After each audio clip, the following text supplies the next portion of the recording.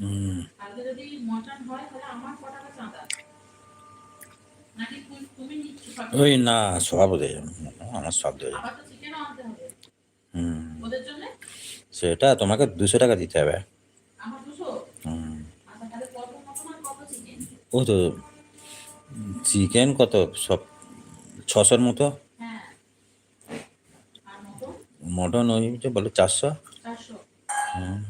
এখন থাক, আবার বলে দেবো। আমরা বিরিয়ানি অন্য দিনে খাবো, মটন দিলে তো আমি আর বিরিয়ানি খাবো না, আমি ভাত খাবো, আর শাক ভাজা হবে আবার। বিরিয়ানি তাহলে তুই আর আমি অন্য দিনে করে খেয়ে নেবো, এমনিতে তো বাবারা তো খেতেই চায়। চলো। হ্যাঁ, কি যেন বলছিলাম আমরা কথা? মটন বিরিয়ানি 400 আমার 200 টাকা চাঁদা, বাকি তোমার। অনেক টাকা ক টাকা তাহলে খরচা হচ্ছে মোট টোটাল? 600 দাম 6-25, 150 টাকা। 6-25-এ 150 টাকা মানো।